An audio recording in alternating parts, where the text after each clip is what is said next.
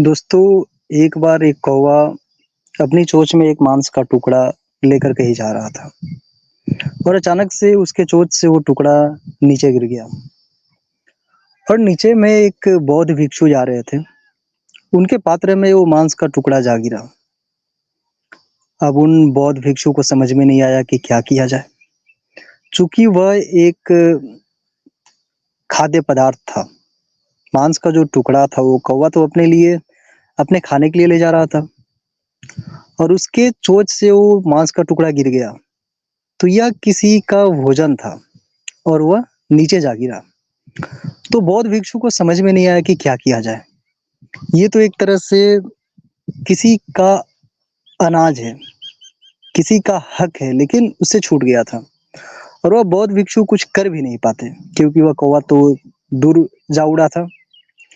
अब बौद्ध भिक्षु गौतम बुद्ध के पास गए और पूछे कि इस मांस के टुकड़े को मैं क्या करूं, फेंक दूं? अगर फेंक दिया तो ये बर्बादी होगी। ये जो एक खाद्य पदार्थ है, क्योंकि उस समय भी कुछ लोग थे जो मांस खाते थे, इसलिए खाद्य पदार्थ समझना लाजमी था। और फिर गौतम बुद्ध ने जवाब दिया कि देखो, यह तो एक मांस का टुकड़ा है और इसे अगर फेंक दिया जाए तो बर्बादी होगी, और अगर इसे, जिसका हक है इस पर, उसको लौटाया जाए, लौटाने की कोशिश की जाए, तो कोशिश व्यर्थ होगी क्योंकि वो पक्षी जिसका ये मांस का टुकड़ा था वो तो कहीं दूर जा उड़ा है। तो बेहतर है इसे खुद ही बना के खा लो, क्योंकि चॉइस करना, चूंकि बुद्धिज्म में ये माना जाता है कि सारे दुखों की वजह इच्छा है। तो वो बोले कि इच्छा क्यों कर रहे हो? अगर भोजन है, अपनी मर्जी से तो हिंसा कर नहीं रहे, ये हिंसा हो चुकी है और फिर वहां से वो मांस का टुकड़ा मिला हुआ है, तो ये खा लो, बेहतर होगा।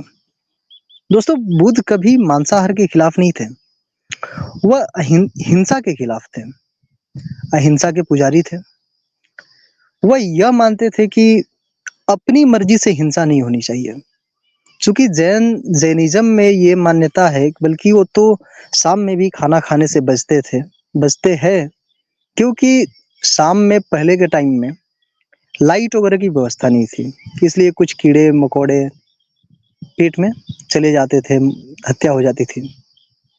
और खेती भी नहीं करते थे क्योंकि इससे फसल के साथ बहुत सारे कीड़े नष्ट होंगे, लेकिन दूसरे जो खेती करेंगे वो खा सकते थे। तो ये भी तो इनडायरेक्टली एक हिंसा ही हुई ना।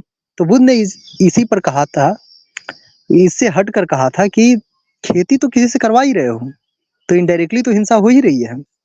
तो बेहतर है कि यहाँ पर खुद ही हिंसा कर लो, किसी से हिंसा करवाने की बजाय, जबकि यहाँ पर जरूरी है। अब जो लोग सोचने लगे कि पेड़ पौधे में भी जान होती है, इसलिए हम पेड़ पौधे को भी नहीं खाएंगे, तो उन्हें भूखा मरना पड़ेगा।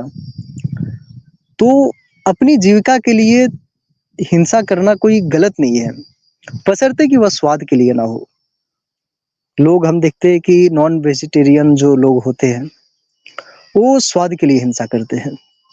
हम देखते हैं कि भारत देश में ज्यादातर गरीबी आबादी है और आज के टाइम में इतने सारे केमिकल्स, हार्श केमिकल्स इस्तेमाल होते हैं कि जिससे जो विटामिन बी 12 होता है वो फलों में या सब्जियों में नहीं मिल पाता है। वो या तो दूध में या तो मांस में, मछली में मिलता है।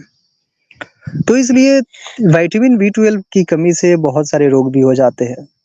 तो वहां पर मांस मछली खाना कोई गलत नहीं है, मजबूरी में खाया जा रहा है। और एक है कि फंक्शन पर या कोई पार्टी हो रही है, वहां पर शौक से ये मांस मछली बनाया जा रहा है, तो यहाँ पर ये तो स्वाद का मामला है। इसको बुद्धिज्म में गलत कहा गया है।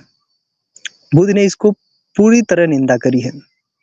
बुद्ध ने कहा है कि व्यर्थ की हिंसा नहीं होनी चाहिए। जहां लग रहा है कि यहाँ पर हिंसा बिना काम हो ही नहीं सकता, जहां लग रहा है कि अगर ये हिंसा नहीं हुआ तो मेरी मौत हो जाएगी या फिर किसी और की मौत हो जाएगी, तो वहां पर हिंसा करना कोई गलत नहीं है, बशर्ते कि सच के लिए हो अ, तो दोस्तों इस वीडियो में इतना ही, मिलते हैं अगली वीडियो में।